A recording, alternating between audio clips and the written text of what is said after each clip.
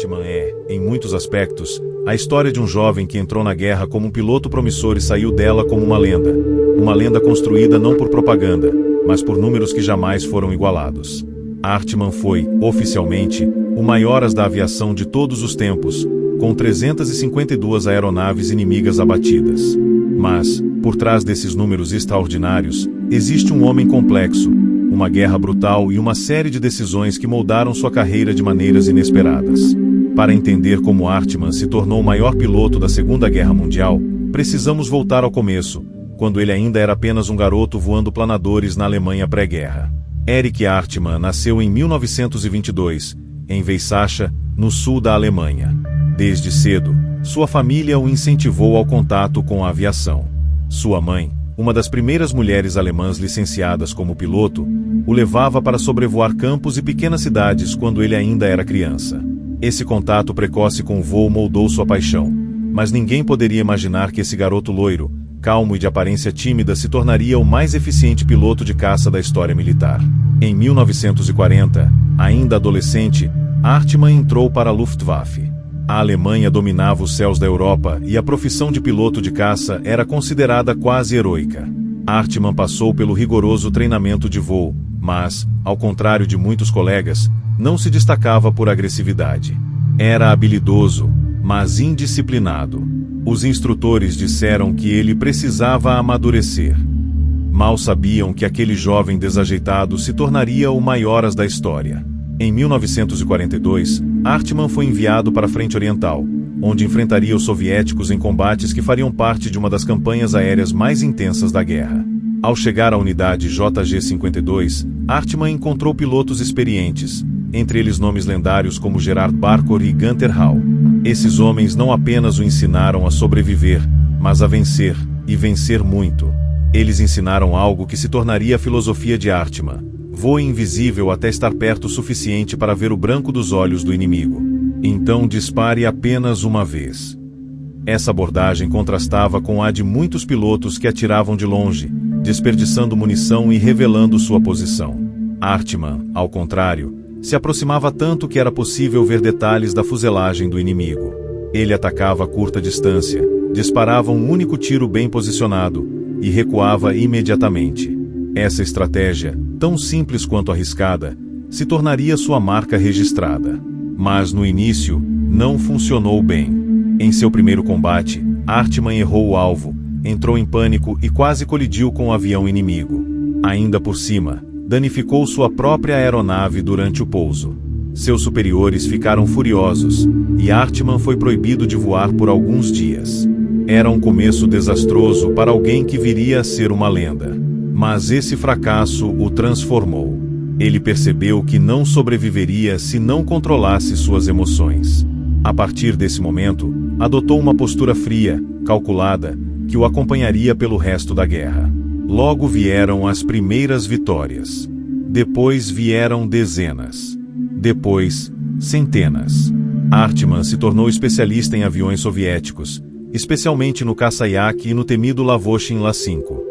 Seu método era sempre o mesmo: aproximar-se por trás ou por cima, atirar uma única rajada e desaparecer antes que os soviéticos pudessem reagir. Ele nunca realizava manobras desnecessárias. Nunca se envolvia em perseguições longas. Nunca arriscava sua vida por emoção. Para Hartmann, a guerra era matemática: aproximar, disparar, sobreviver. Esse estilo lhe rendeu o apelido que os soviéticos logo aprenderam a temer: o Diabo Negro, por causa da pintura preta em forma de tulipa no nariz de seu Bf-109. Mas nem tudo eram glórias. Hartmann teve inúmeros momentos de perigo extremo.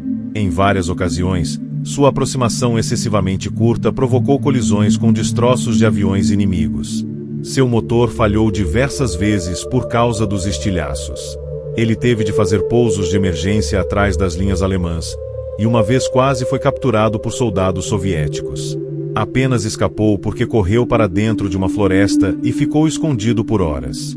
Ao longo da guerra, Hartmann viu todos os seus companheiros morrerem, um por um. A Luftwaffe, que no início da guerra dominava os céus, agora lutava por sobrevivência. Pilotos experientes eram substituídos por recrutas inexperientes, enquanto os soviéticos recebiam milhares de novos aviões produzidos em massa. Hartmann passou a ser não apenas um combatente, mas um mentor. Ele treinava novos pilotos e os aconselhava constantemente: não seja ousado. Seja inteligente. Só dispare quando tiver certeza. A relação de Hartmann com o alto comando da Luftwaffe nem sempre foi fácil. Hermann Göring, comandante supremo, desconfiava de pilotos que tinham vitórias demais, acreditando que alguns inflavam seus números. Hartmann foi convocado várias vezes para explicar seus relatórios, que eram tão extraordinários que muitos oficiais não acreditavam. Mas todos foram confirmados por observadores independentes. Os números eram reais. No verão de 1944, Hartmann alcançou sua marca mais impressionante, sua 300ª vitória. Nenhum piloto na história havia chegado tão perto disso.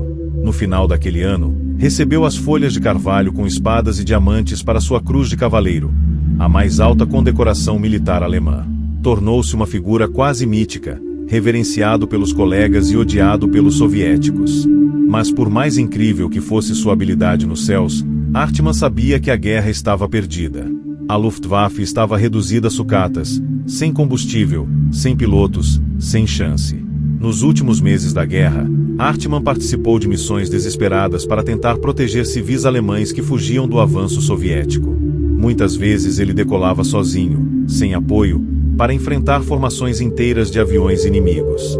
Algumas vezes vencia, outras, apenas sobrevivia para lutar no dia seguinte. Em 8 de maio de 1945, dia da rendição alemã, Hartmann poderia ter fugido para o oeste e se rendido aos americanos, como muitos fizeram. Mas escolheu permanecer com sua unidade, que acabou sendo capturada pelos soviéticos. Para os soviéticos, Hartmann não era apenas um prisioneiro de guerra, era o homem que havia batido mais de 300 de seus aviões. Eles o queriam punido. Hartmann passou 10 anos em campos de trabalho forçado na União Soviética. Foi submetido a interrogatórios, torturas psicológicas e ofertas para se tornar instrutor de voo da URSS, algo que ele sempre recusou. Por causa disso, sua sentença foi repetidamente estendida.